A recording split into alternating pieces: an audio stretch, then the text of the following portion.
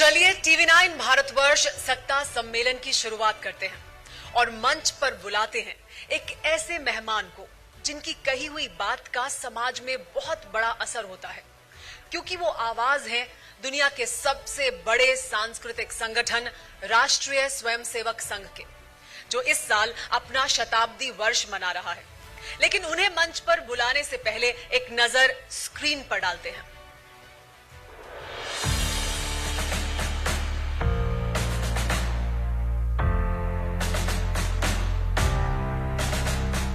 साल 1925 विजयदशमी का दिन नागपुर में एक ऐसे सांस्कृतिक संगठन की नींव पड़ती है जो हिंदुत्व के विचार, राष्ट्रवाद और भारतवर्ष के पुनर्जागरण की भावना से बंधा था, जो सनातन की गुरु परंपरा का साधक तो था, लेकिन ये भी कह रहा था कि इस संगठन में कोई गुरु नहीं होगा, बल्कि परम पवित्र भगवा ध्वज ही हमारा गुरु है।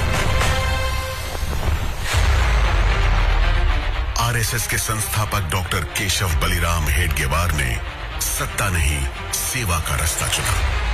राष्ट्रीय स्वयंसेवक संघ एक ऐसा विचार बनकर सामने आया जो वंदे मातरम की ललकार के साथ अंग्रेजी शासन को चुनौती दे रहा था। 1947 में कबीलाई हमला हुआ तो वो स्वयंसेवक कश्मीर में डटे थे। वो तब भी थे जब पाकिस्तान से शरणार्थियों का हुजूम आ रहा था। वो 62 के युद्ध में रसद आपूर्ति कर रहे थे। वो 65 के युद्ध में रक्तदान कर रहे थे। वो गोवा का विलय हो या इमरजेंसी की बेड़ियां, बंगाल का अकाल हो या भोपाल गैस त्रासदी, कारगिल का युद्ध हो या उत्तराखंड की बाढ़, वो वही थे जहां उनकी जरूरत थी।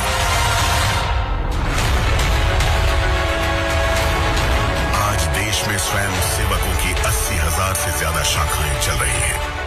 देश भर में आज 1 करोड़ से ज्यादा स्वयंसेवक हैं, जो देश की मूल संस्कृति के रक्षक बनकर खड़े हैं। मौजूदा दौर में राष्ट्रीय स्वयंसेवक संघ दुनिया का सबसे विशाल सांस्कृतिक संगठन है।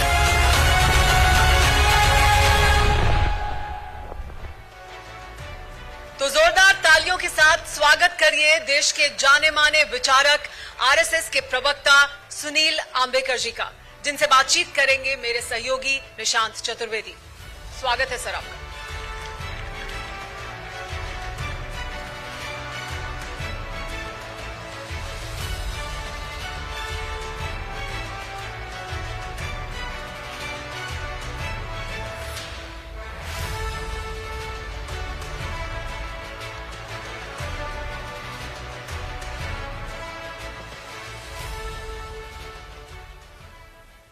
पहले तो आपने समय निकाला हमारे लिए, इसके लिए बहुत बहुत शुक्रिया। और मैं चाहूंगा एक बार फिर से, पहला सेशन है, हमारे पहले गेस्ट हैं, जोरदार तालियां हो यहां पर।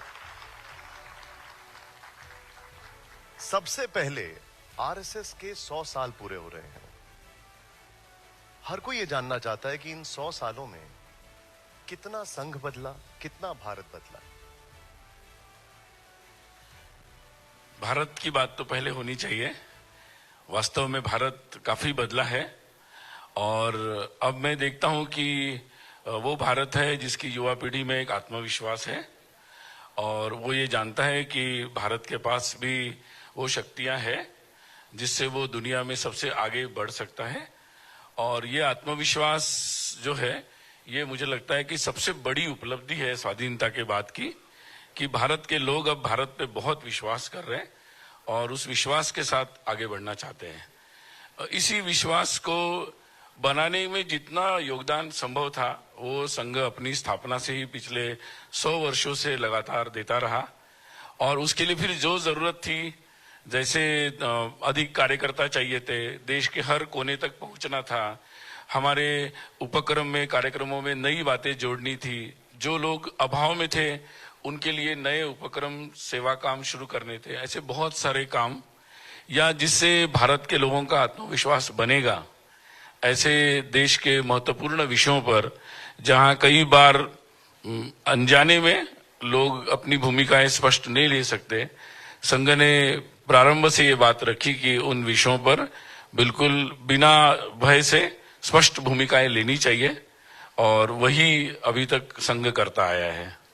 संघ आपको लगता है बदला है इन 100 सालों में या वैसा ही है? देखिए, वैसे तो संघ, मूल बात जो संघ जिसके लिए बना कि पूरे भारत को एक फिर से अपने पुनर्वैभव की स्थिति में ले जाना है और उस उद्देश्य के लिए पूरे हिंदू समाज को जोड़ना, संगठित करना, देश की एकता के लिए काम करना, वो काम में तो कोई बदलाव नहीं हुआ, वैसे ही चल रहा है। हाँ, बाहर की बातें तो बदलती रहती है, हमारी रचनाएं बदली, हमारे शाखा के समय पत्रक बदला कि पहले केवल शाम को लगती थी, अब जैसे लोगों का समय पत्रक है सुबह भी लगती है, देर रात को भी लगती है, लोगों की सुविधा से लगती है। तो वो बहुत सारी बातें, गणवेश में भी बदलाव होते गए बहुत सारे। तो बाहरी बहुत सारी चीजें बदली, लेकिन उसकी जो मूल आत्मा है वो वैसी की वैसी है। मेरा अगला सवाल भी यही है कि अगर इन 100 सालों की बात की जाए तो जिस उद्देश्य से संघ बना था, जो फोकस था या जो गोल्स थे, वो कितने प्रतिशत हासिल कर पाए? संघ के काम को ऐसे प्रतिशत में तो नहीं माप सकते, न हम लोगों के पास ऐसा कोई पैरामीटर है, क्योंकि संघ का उद्देश्य ये था कि पूरा जो समाज है उसको मजबूत करना है, उसके अंदर एक आत्मविश्वास लाना है और धीरे धीरे समाज स्वयं ही अपने पुरुषार्थ और कर्तृत्व के साथ जो देश को और स्वयं को आगे बढ़ाने का जो कार्य है वो अपने हाथ में ले ले। ऐसी व्यवस्थाएं समाज में खड़ी हो, ऐसा आत्मविश्वास खड़ा हो, तो मुझे लगता है कि मैंने जैसे प्रारंभ में कहा कि उस दृष्टि से एक एस्पिरेशन, एक आत्मविश्वास तो दिख रहा है। और एक बात बहुत बड़ी उपलब्धि ये हुई है, ऐसा मैं मानता हूं, कि अब संघ जिस काम को भी आगे ले जा रहा था उस काम को समाज के बहुत सारे लोग अब समझने लगे हैं और बहुत सारे कार्यों में समाज के बहुत सारे लोग, जिसको हम सज्जन शक्ति कहते हैं, ऐसे बहुत सारे कार्य करने में लोग सामने आ रहे हैं।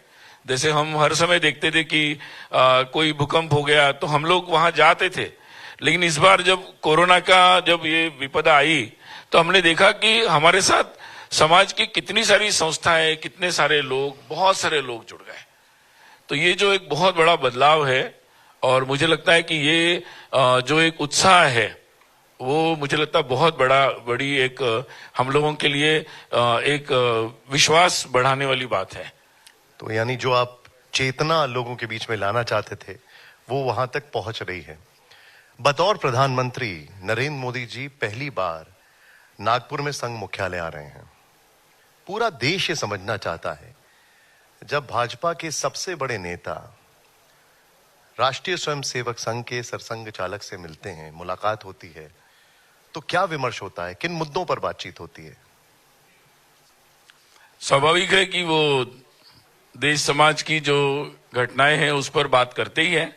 स्वाभाविक रूप से उन बातों का आदान प्रदान होता है और एक स्वयंसेवक के नाते संघ का जो संदेश रहता है कि हम लोग अपनी स्वयं को अच्छा रखें और अपना पूरा ऊर्जा जो है, अपनी शक्ति जो है देश सेवा में लगा दे और एक अंतिम व्यक्ति की चिंता हो, तो उसी संदर्भ में वो लोग भी बात करते हैं कि हम इस कार्य को किस तरीके से आगे बढ़ा पा रहे हैं और किस तरीके से और आगे अच्छा बढ़ा सकते हैं।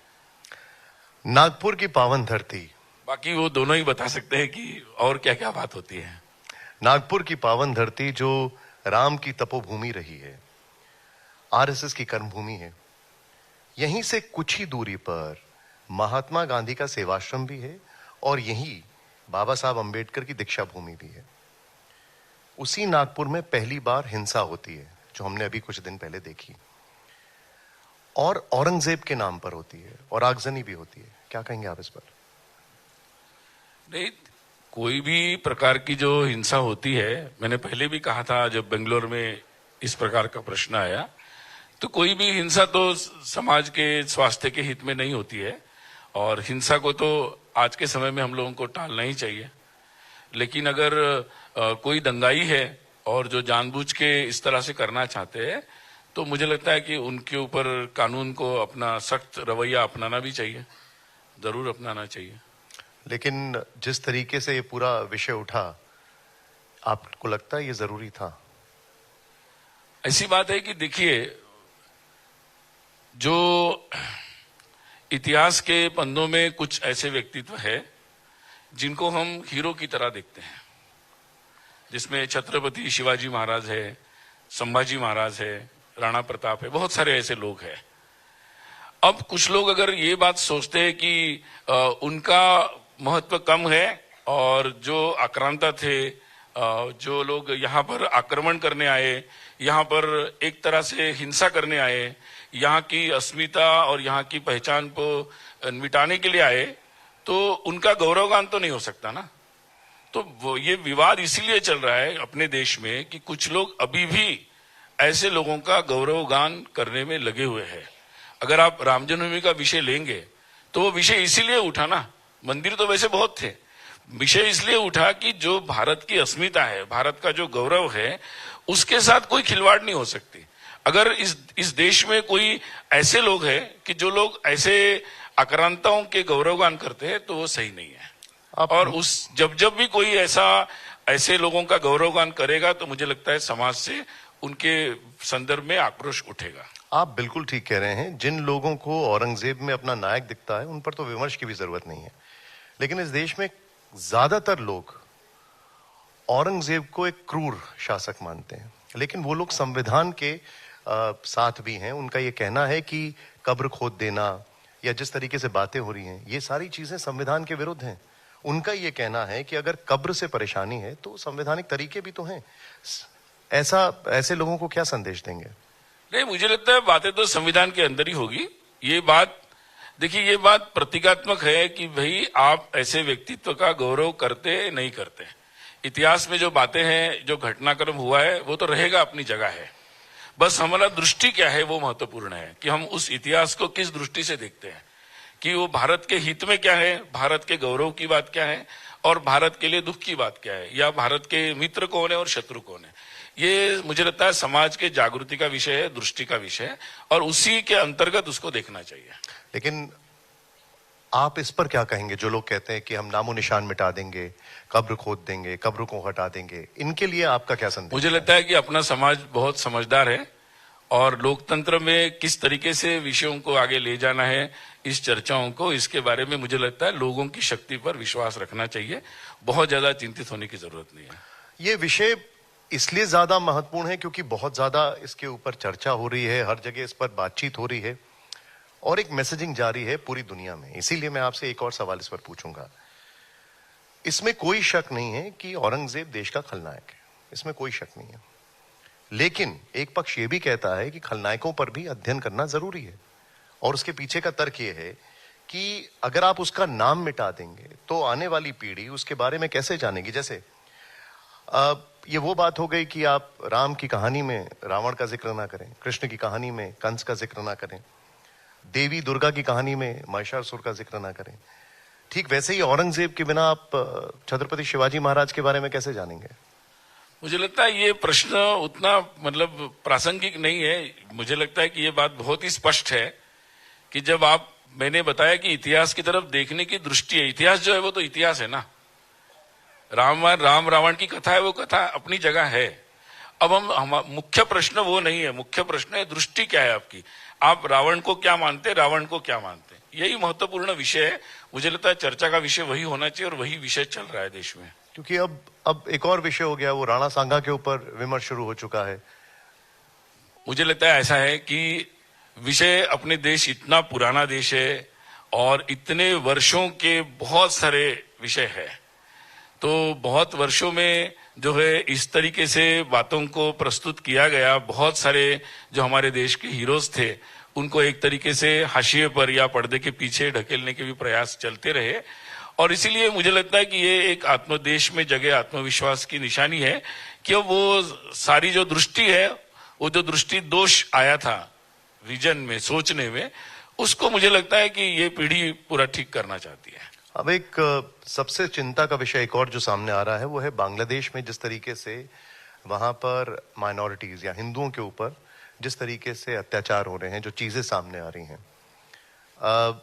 बहुत कम लेवल पर दुनिया में इसको लेकर आवाजें उठ रही हैं। जो उठ रही हैं वो वहीं के लोग कुछ कर रहे हैं। भारत ने भी इसको बड़ी पुरजोर तरीके से रेज किया है। इस पर आपकी क्या राय है?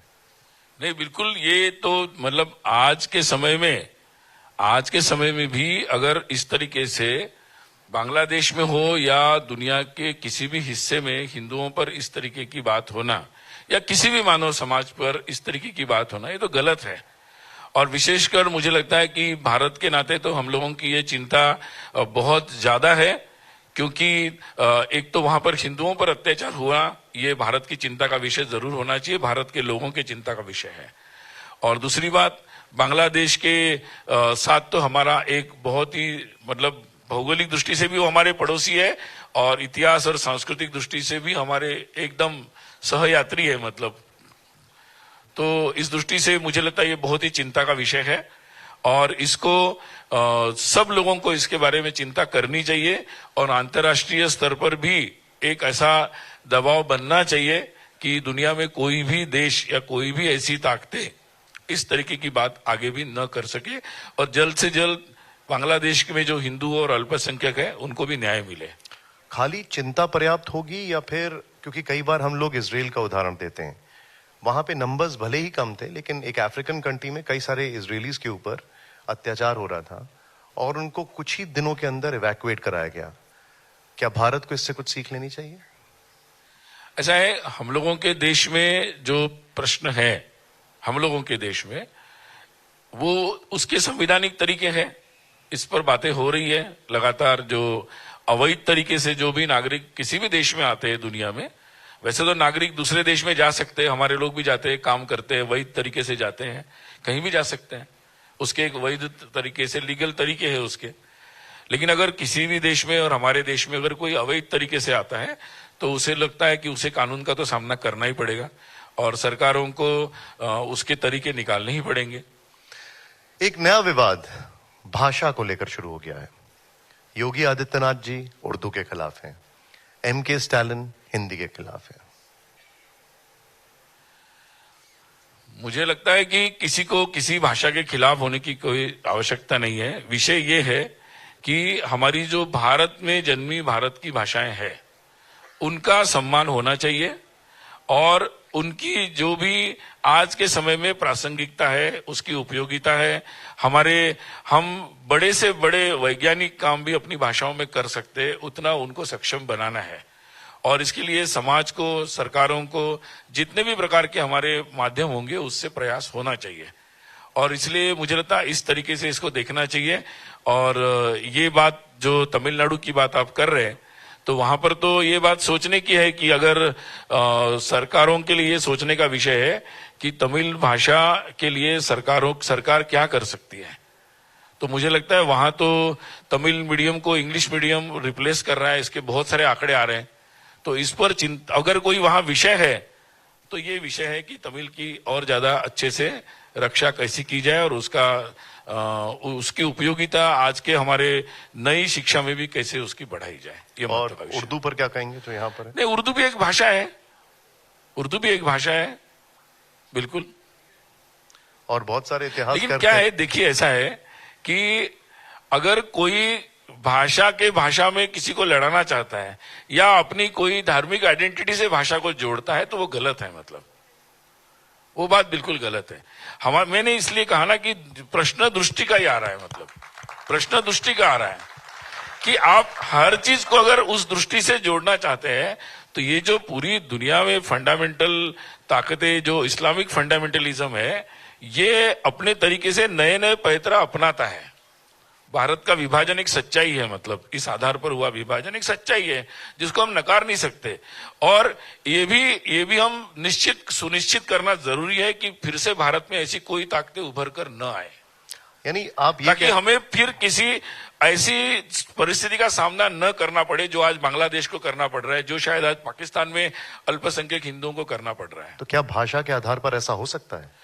नहीं, ऐसा है कि मैं ये कह रहा हूं कि भाई भाषा को भी किसी को इस तरीके से उपयोग नहीं करना चाहिए। परिसीमन को लेकर भी काफी विवाद हो रहा है। एमके स्टालिन कहते हैं कि इसके बाद दक्षिण भारत राज्य में जो सीटें हैं वो कम हो जाएंगी। ऐसा है कि अपनी अपनी राजनीति है हर एक की और मुझे लगता है कि ऐसे जो मुद्दे होते हैं देश के, जो संवैधानिक तरीके से होते हैं, उनको फिर अपनी राजनीति से नहीं जोड़ना चाहिए, क्योंकि हमारे देश में परिसीमन के बारे में एक कानून है। जब भी परिसीमन हुआ, उसके एक्ट बना, उसके अनुसार परिसीमन हुआ और उसके नीति नियम है, उसके अनुसार होगा। अभी मुझे लगता है कि ऐसा कोई एक्ट प्रपोज ही नहीं हुआ है और ऐसी कोई बात आई नहीं है। जब आएगा तो उसकी चर्चा की जाए और ये सुनिश्चित किया जाए कि किसी के साथ कोई अन्याय ना हो। तो वो कहते हैं कि 1971 की जनगणना के हिसाब से परिसीमन किया जाए। मैं कह रहा हूं कि एक बार प्रपोज्ड एक्ट आ जाए, फिर इसकी चर्चा होगी ना, क्या सही है क्या गलत है। एक बेसलाइन पक्की है कि किसी के साथ हम डेमोक्रेसी में रहते हैं, भारत के हर नागरिक का उतना ही अधिकार है, समान अधिकार है, उसकी सुरक्षा की जाए। उसके परिप्रेक्ष्य में इसकी चर्चा हो सकती है। अभी इमेजिनरी चर्चा करना राजनीति के अलावा और कुछ नहीं है। हाइपोथेटिकल है, आप बता रहे हैं। इन 100 सालों में संघ पर तमाम आरोप भी लगे हैं और यहां पर जितने भी लोग हैं वो एक एक चीज के ऊपर आपसे जानना चाहेंगे। बहुत सारे मिथ संघ को लेकर लोगों के मन में हैं, बहुत सी अफवाहें हैं। मैं चाहता हूं कि आज इस बड़े मंच से इन सभी विवादों पर खुलकर चर्चा हो जाए। संवाद कहना ज्यादा बेहतर होगा। उन तमाम आरोपों को मैं सिलसिलेवार ढंग से आपके सामने रखता हूं, आप उस पर हमें बताइएगा। आरोप है कि आजादी की लड़ाई में आरएसएस का कोई योगदान नहीं रहा, यह आरोप है। मुझे लगता है कि आरएसएस सहित सभी देशवासियों का स्वाधीनता संग्राम में योगदान था। कुछ लोगों ने लगातार ये किया कि कोई एक ही संस्था, कुछ लोग ही आजादी के लिए लड़ रहे थे, ये उन्होंने लगातार ये बात उठाने की प्रयास किया। और मुझे लगता है केवल ये बात संघ के साथ नहीं, ये सुभाष चंद्र बोस के साथ भी उन्होंने किया, बहुत सारे हमारे जनजाति क्षेत्र के तमाम नेताओं के साथ किया। फिर ये केवल नॉर्थ में था, साउथ में था कि नहीं, बहुत सारी बातें उठाई गई है।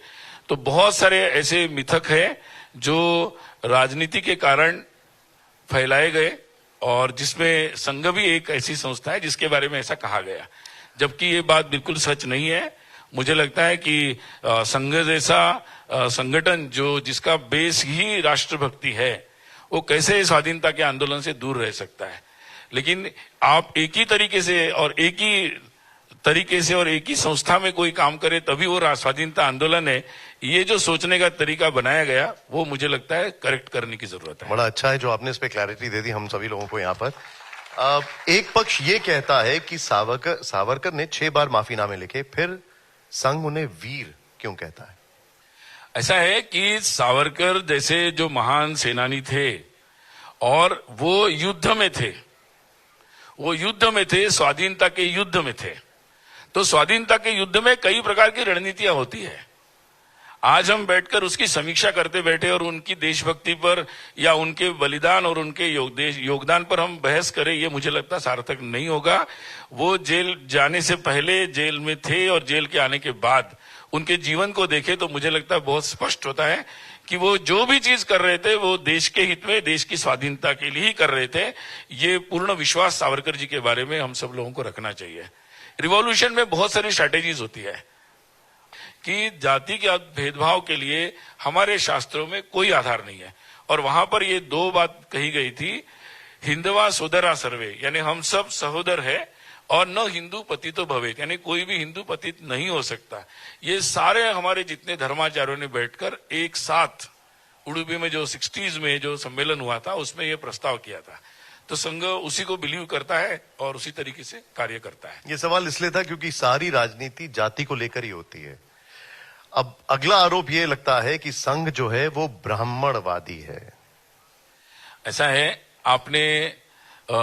शायद आपने अभी रील दिखाई, उसमें दिखाया कि संघ तो पूरा देश भर में गया है, 80,000 से ज्यादा शाखा हुई है।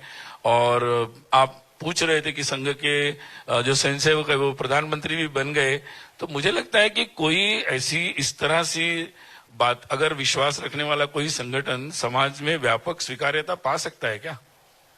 ये मुझे लगता है एक सामान्य सोच का विषय है। तो संघ डे 1 से, डॉक्टर हेडगेवार जो संघ के संस्थापक थे, उनका विचार इस बारे में स्पष्ट था और उन दिनों विचार शायद वो क्रांतिकारी भी था, क्योंकि वैचारिक दृष्टि से थ्योरेटिकली तो लोग बोलते थे, लेकिन उन्होंने डे 1 में ये घोषित किया कि उन्होंने बड़ी लाइन रेखा खींच दी कि हम सब हिंदू हैं, हम सब हिंदू हैं।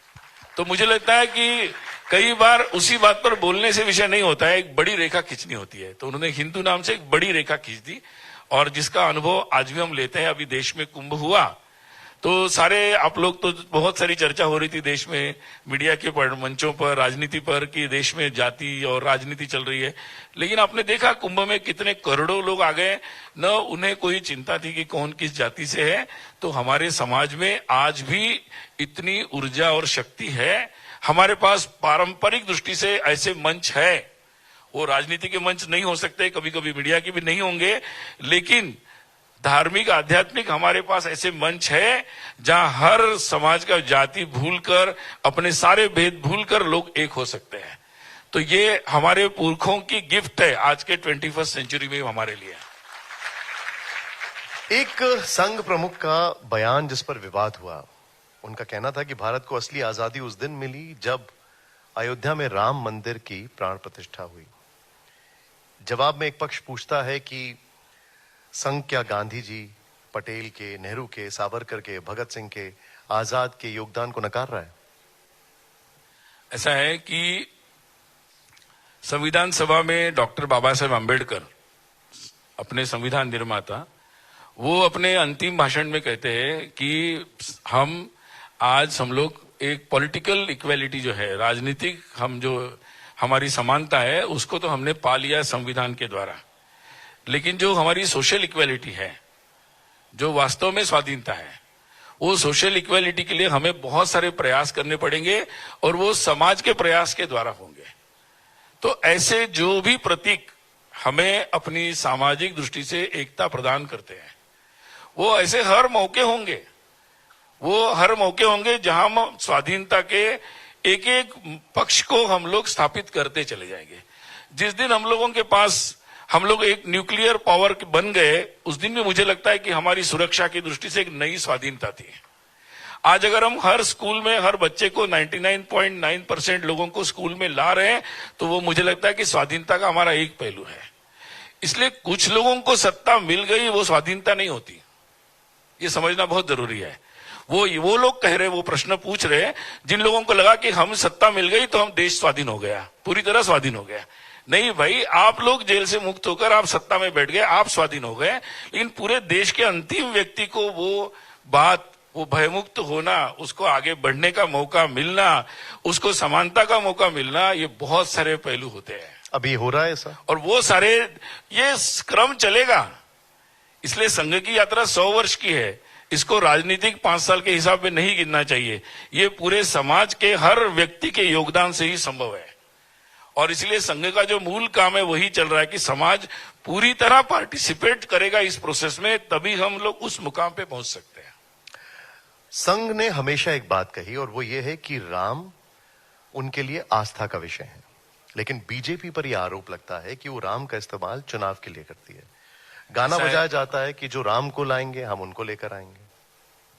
ऐसा है, मुझे लगता है कि हम ज्यादातर, ये मैं आप लोगों को भी एक सलाह देना चाहूंगा कि आप लोग देश की राजनीति में या देश की जो चुनावी राजनीति में, उसमें नेताओं को ज्यादा महत्व देते हैं।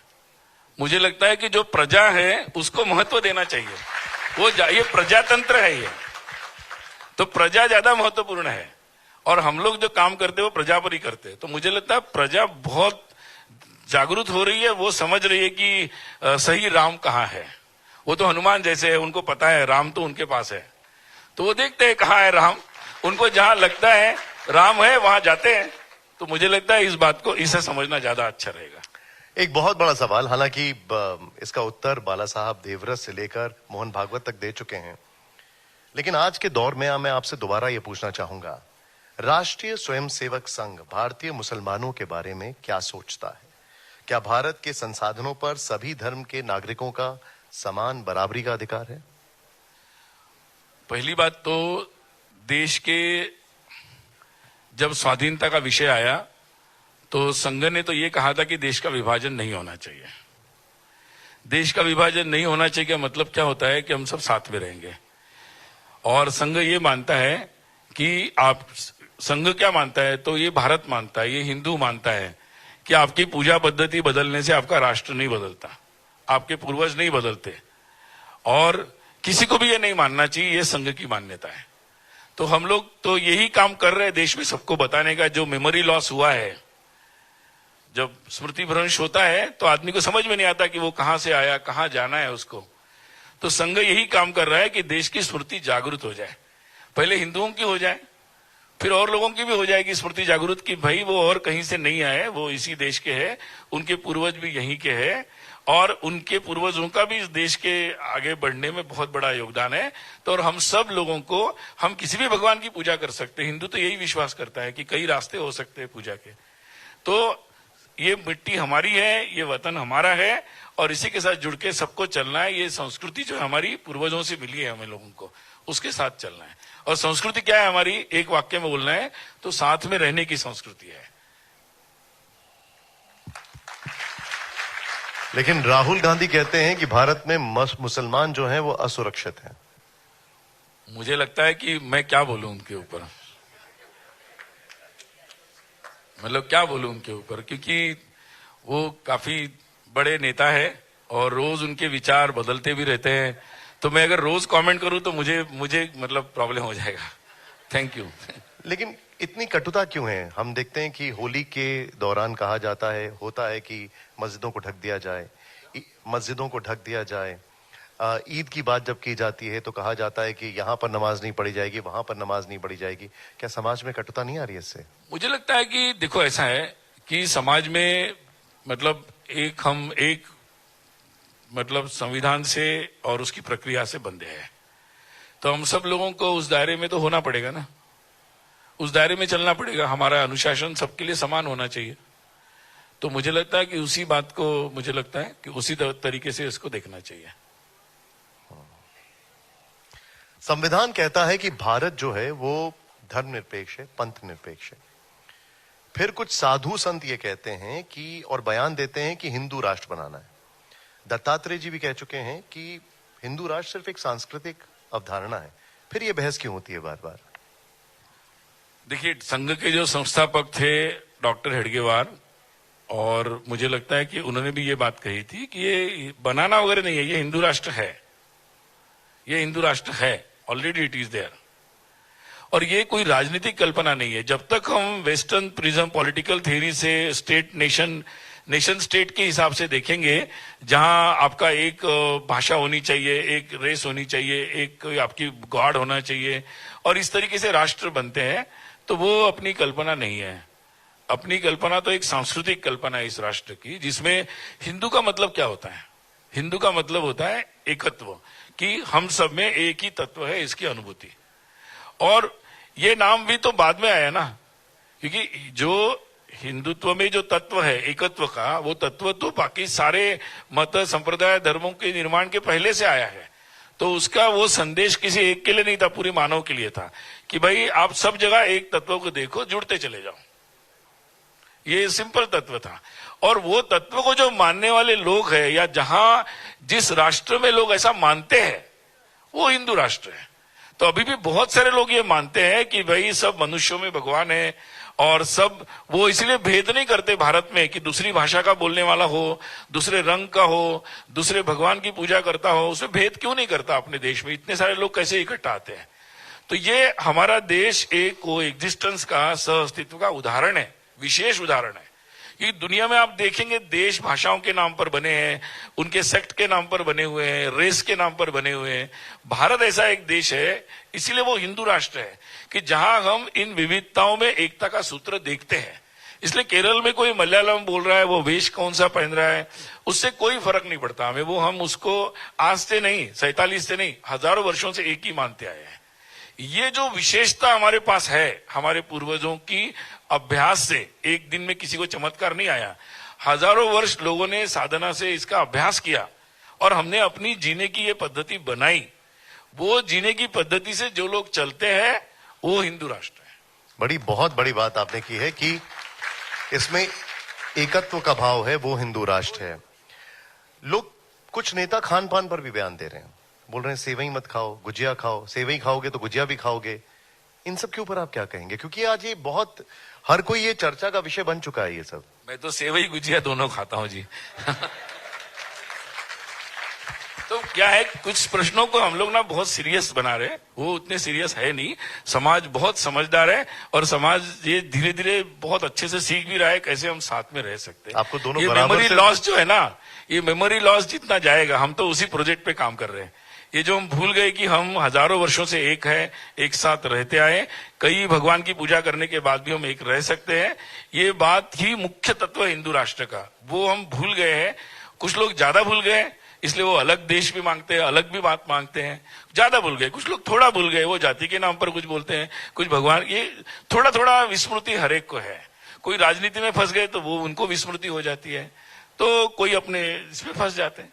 तो संघ का तो यही प्रयास है कि सबकी मेमोरी का रिकवरी 100% हो, और ये संभव नहीं है जल्दी, इसलिए हमें 100 साल लग गए और पता नहीं कितना समय लगेगा, but we are on that project. हम पूरी तरह फोकस्ड हैं और आने वाले समय भी हम इसी प्रोजेक्ट पे काम करेंगे। मतलब आप कह रहे हैं शॉर्ट टर्म मेमोरी लॉस को लॉन्ग टर्म मेमोरी गेन करना जरूरी है। पंडित धीरेन्द्र शास्त्री वो कहते हैं कि हिंदू राष्ट्र की शुरुआत हिंदू शहर, हिंदू गली, हिंदू मोहल्ले से होगी। वो अपील कर रहे हैं कि सभी हिंदुओं को कट्टर होना चाहिए। हिंदू कट्टर हो सकता है? शायद यहाँ आ रहे हैं ना जी, आप उन्हीं से पूछ लेना। नहीं, लेकिन क्या हिंदू कट्टर हो सकता है? मुझे लगता है मैंने बहुत सारी बातें बोल दी, और हिंदू का मतलब ही होता है कि समानता के सूत्र ढूंढते जाना। देखिए, ये प्रश्न इसलिए उत्पन्न हो रहे हैं समाज में क्योंकि हमारा देश जो है, जिसने कुछ हजार साल तक विदेशी आक्रांताओं को ऐसे देखा जिन्होंने हमारी हर बात को नष्ट करने का काम किया। हमारे विश्वविद्यालय नालंदा जैसे नष्ट कर दिए, हमारे गुरुकुल नष्ट कर दिए, हमारी पूजा पद्धतियों को नष्ट किया, हमारे लोगों के मत परिवर्तन कर दिए। बहुत सारी लोगों ने देखा। फिर हमारे देश ने 47 में अपने देश के विभाजन को देखा। बहुत सारी बातें हमारे देश के लोगों ने देखी है, अनुभव किया है। तो मुझे लगता है कि उसकी बहुत सारी कटु स्मृतियां भी है।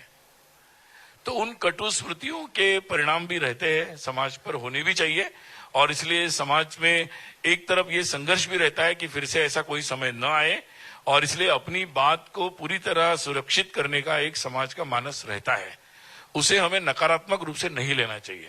निश्चित रूप से समाज के समझदार लोगों को, सब लोगों को ये प्रयास करना चाहिए कि हम उससे जल्द से जल्द मुक्त हो, और हम जल्द से जल्द इसका रास्ता बनाएं जिसमें हम कैसे साथ चल सकते हैं। तो ये मुझे लगता है कि इस तरीके से हम दोनों बातों को समझेंगे तो हम समझ पाएंगे। अन्यथा हम, ये देखिए, एक वेस्टर्न तरीका है, ये वेस्टर्न तरीका है बाइनरीज में देखने का, कि भाई वो देखते हैं कि पुरुष है, नारी है। अरे ऐसा नहीं होता है भाई, हम सब एक परिवार में रहते हैं, हमारे बहुत सारे रिश्ते होते हैं। There are lot of an number of dimensions. तो ऐसे दो भागों में नहीं किया जा सकता। तो ये थोड़ा सा मुझे लगता है कि हमें जितनी अपने देश की जो पॉलिटिकल थेरीज है, सोशल थेरीज है, कल्चरल थेरीज है, या हमारा जो ज्ञान है जिसको हम बोलेंगे भारत का ज्ञान, वो ज्ञान पे हम जितना जाएंगे ना, तो मुझे लगता है कि हम बात को समझते चले जाएंगे। भारत का ज्ञान। अब मैं एक बहुत जरूरी सवाल पर आ रहा हूं। ये भारत का ज्ञान भारत के लिए नहीं, आने वाले समय में पूरी दुनिया को चाहिए। अभी तो उन्होंने योग लिया है केवल, सबसे मॉडर्न कंट्रीज जो है उनको योग की जरूरत है। तो बहुत सारा ऐसा ज्ञान है, वो तो मैं सोचता हूं कि इतिहास का पतंजलि सूत्र का एक पन्ना खुला है तो इससे इतना कुछ हुआ है। अभी तो उसके बहुत सारे पन्ने खुलने और बहुत सारे ग्रंथ अभी खोले ही नहीं हमने। मतलब आप व्हाट इंडिया थिंक्स मुझे लगता है कि बहुत सारा है, और आज की जो हमारी युवा पीढ़ी है उसको ये आत्मविश्वास आया है। मैं देखता हूँ यूनिवर्सिटीज में बहुत सारे लोग ऐसे कई सारे पन्नों को खोज रहे, और केवल पुराने पन्ने नहीं खोज रहे, वो नए पन्नों को लिखने के लिए बहुत सारा मेहनत कर रहे हैं। तो इससे भारत का भविष्य बहुत उज्जवल होगा। मतलब आप ये कह रहे हैं कि व्हाट इंडिया थिंक्स टुडे में दुनिया को सोचना चाहिए what India has been thinking all out. अब वो समय आ गया कि भारत का चक्र घूम गया है, काल का चक्र।